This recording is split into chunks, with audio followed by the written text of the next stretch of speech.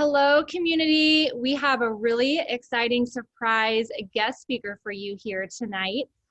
We have Paula Schneider, this Chief Executive Officer of Susan G. Komen. Paula, thank you so much for being with us here today. Our community is, I'm sure, so excited as they're watching at home. Like, I can't believe this is happening right now. Thank you so much for having me. I'm thrilled to be here. And we're so excited to work with Susan G. Komen. And I don't know if you know this, but Susan G. Komen was a big inspiration for our brand and how we started, because all of our founders, we were selling wine in grocery stores during October being Breast Cancer Awareness Month. And we saw so many brands that were doing cause marketing with Susan G. Komen. And then at the end of the month, everything went away. We're like, this amazing organization needs support year round. And so you were the inspiration really for why we started ONEHOPE. And as this Orange County office in Southern California was our very first donation check. Wonderful, thank you. It's great. But I'd love for our community to know more about you and your amazing career and what brought you to Susan G. Komen. Yeah, well, my background is not in philanthropy. So while I was interviewing for this job, I thought, never done philanthropy before. I think I'd be good at it, but who knows? But my background is in fashion. Not that you could tell from, I am wearing my Strong Women t-shirt today because I follow you Strong Women as well, but only because it's Friday and it's comfortable. And my backdrop is always permanently on my Zoom because I do these kickoff meetings on Saturday mornings at 6 a.m. And if I had to figure out how to put the backdrop on and take it off, I couldn't do it. So I am not shamelessly pandering, but it is a permanent fixture to my Zoom. So my personal background is I was in the fashion industry for my whole career, pretty much. And I can tell you that almost everyone who will be watching this will have something that I have designed that is in your closet, because I was the president of BCBG and I sold their first dress. So I started out very, very entrepreneurial. Literally it was like 1989, I think. And we built that business into about a $250 million business. So, and that was one dress at a time. And then I became the president of Laundry by Shelley Siegel. So you can pull out all those old party dresses because you have them. And that was when they were really cute, when we were making them. So I was president there for a number of years. And each of these stints, like BCBG was like 13 years. And then I think I had 6 or 7 years at Laundry. And then I moved into Speedo, which was sort of a left turn for me. I thought, okay, I can only be fashion girl and I can only be in contemporary clothing. And working at Speedo was, quite a different thing. But it was super fun because, I was working with all swimmers and I'm not a swimmer, but I am a tennis player, but, having to learn how to deal with different corporate cultures and these are all athletes and they have respect for people that have been athletes. And, I had to learn a new management style to be there. But it was a really exciting time.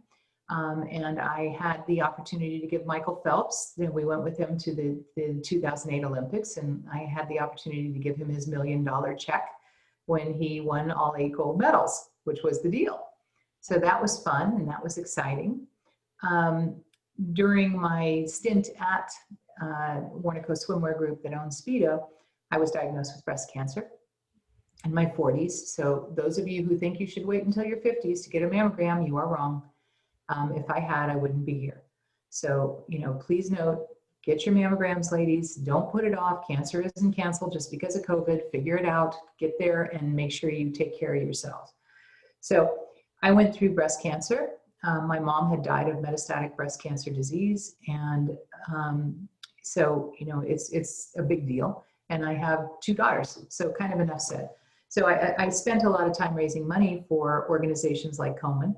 And I did the Avon Breast Cancer Walk for 5 years and was one of the top LA fundraisers. And that was fun, but exhausting. And I literally wore out almost every one of my friends saying, okay, can you do this? Can we have a gala? Can we do things? And on and on and on.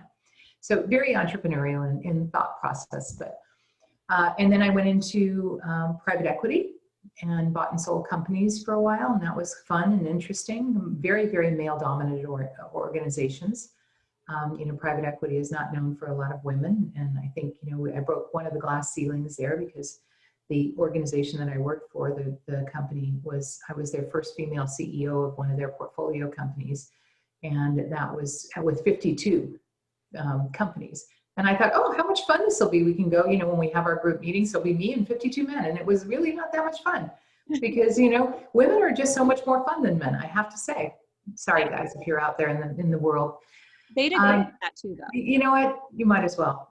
And so then I left there and I went into a couple of bucket of crazies, which I was the CEO of American Apparel. And, that was its own pop culture LA world. And I did that for about 2 years and took us through a planned bankruptcy and, all of the things that turnarounds do. Very, very interesting time. And if you value experiences, it was extremely valuable. And then after that, I was the CEO of 7 for All Mankind and Splendid and Ella Moss. And so again, I know that there are people that have that in your closet. There is no doubt in my mind. It's still the best fitting jeans around. And then I decided, I was literally, the way I got into Komen, which was kind of interesting, is that I was getting an award as one of the top female retailers in the country. And it was at this women in retail convention in Miami. And I like going to Miami, and it was fun because it's on a beach. And, so I thought, okay, I'm going to go to that.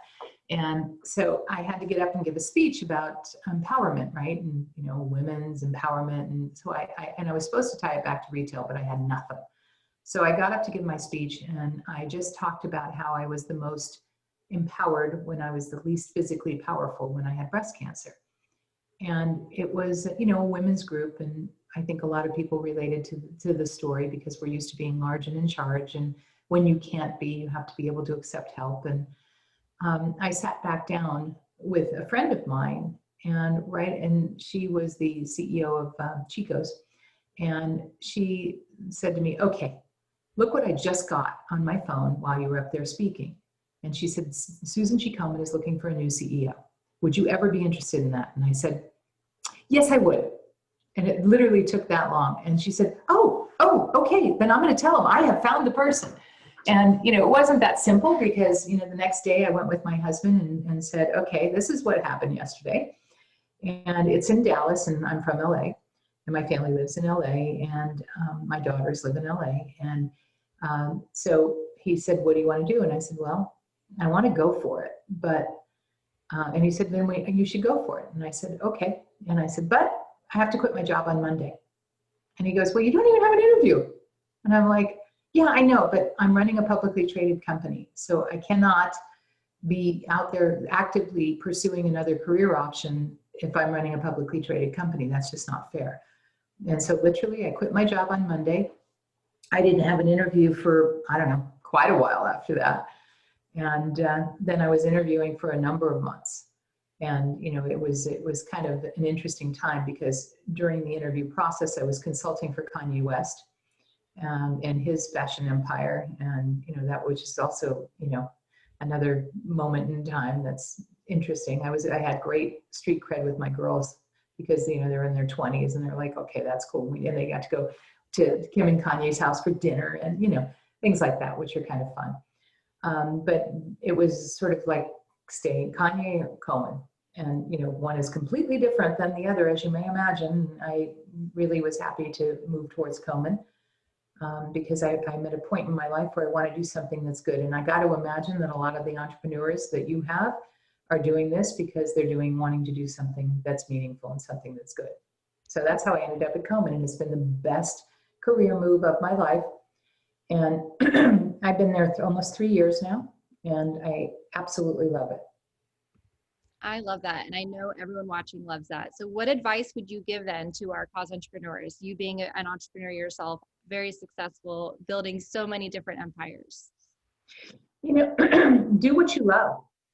Because if you do what you love, then the money will follow, everything else will continue in place. And I think your business model is really super interesting. And I think the way that you have positioned yourself in the marketplace is a differentiator from anyone else that's out there. And your product is good, right? So I think you have all of the elements to be super successful in this. And I think it's a fabulous idea. Thank you so much. You're welcome. Well, I'd love for everyone watching to learn more about Komen too. So can you tell us about the story of Susan G. Komen and your mission and what your goals are for the future? Yeah, the Susan G. Komen, you know, people, especially younger women, are like, I don't know, who is Susan Komen? And you've probably seen a pink ribbon, and I'm sure you've probably heard about our walks and runs, but that's just the tip of the iceberg. This was really the story of two sisters. Nancy Brinker, who was the founder of the organization, her sister died at 37. And, you know, Nancy's retired now, but actually working for, you know, still raising money, still a pioneer out there and in the Palm Beach area. But her sister passed away from breast cancer, and, you know, she made a promise to her sister that she would do everything she could to stop breast cancer in her lifetime. And she's a little pissed that we haven't made it further along right now, which I understand, because, you know, there's huge amounts of strides that we have made, and Coleman's fingerprints have been all over every major breakthrough that's happened in breast cancer over the last, and it's been 38 years. So we're almost 40 years old. You know, when I first got here, I was like, okay, what does Coleman do? And the breadth and depth of Coleman and what we do is pretty amazing, because it's a 360 organization. You know, there's only the main thing that's going to cure cancer is research, right? Because, you know, many of the treatments that have been super successful and prolonged people's lives and, you know, stop them from having metastasis and things have been because of the research that has been done that Coleman's funded with. So we've funded, you know, over $1 billion in research in the time that we've been here. The other thing that we do is disparities in healthcare. And, you know, I know that that's like the big buzzword now, especially with COVID and people of color who are dying at a higher rate, et cetera. But that isn't anything new for us. We've been working on that for years. And that it just means that if you are African-American woman and you get breast cancer, you're 40% more likely to die than your white counterpart. It's just simply unacceptable. And there's a multitude of reasons for this, but some are later stage diagnosis, some are cultural, some are you know, monetary, but it doesn't matter whether it's a socioeconomics or not, it's just across the board. So we're working on, you know, making sure that where you live and what color you are does not mean whether you live. So that's a big thing for us. And we don't have to make one more major medical breakthrough. We just need to get people to the care that exists today. And about 1/3 of the people that die would not die. So that's really important. So community is hugely important to Coleman. So we have research, we have our community work and our social injustice work, and then the last part of it is advocacy. We have a huge advocacy arm, and, you know, we have passed at Komen 10 state-led bills in the last 12 months for women's health care. And there's a lot to be said for women with pitchforks in pink. You know, and when we have advocacy summits where we go and we attack the Hill, and we literally just had our first virtual one, and we had 157 meetings in one day, and we represented by 45 states. So, and these are things like oral parity, like if you wanted to get chemotherapy, if you needed chemotherapy, nobody wants to get chemotherapy, but if you need to get chemotherapy, there's some oral chemotherapies that have just as much efficacy as as intravenous chemotherapies. But the way that drug companies work or insurance works, it might be that your prescription is not covered, but your chemotherapy injection, infusion is, and that's wrong, right? If you can stay home and get your form of chemotherapy because it's oral, then that's one of the things that we work on. But we figure out what are the problems in every single state and in the federal government we attack. So if anyone wants to get involved with that, there's a lot of ways for us to play in advocacy.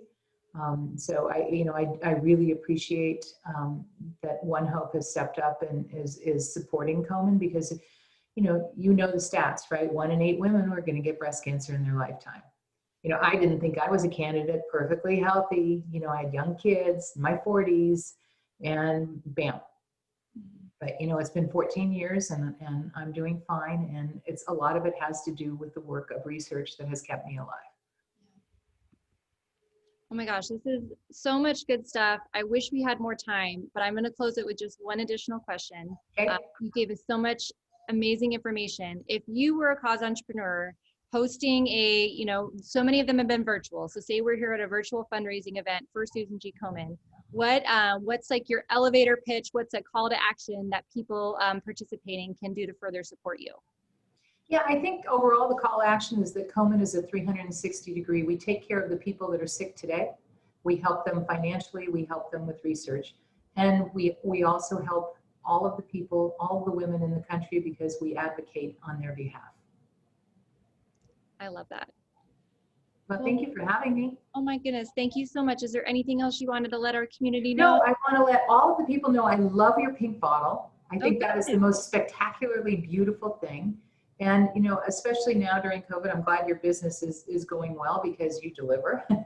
And fabulous, fabulous. And, you know, keep up the good work, ladies, because you're doing such an amazing job and you're helping so many. You're helping people you'll never know, and you're helping to save lives. Well, thank you so much, Paula. Thank you for your time, and we look forward to continuing to support you and Susan G. Komen. Thank you. Thank you. Thank you. Bye, everybody.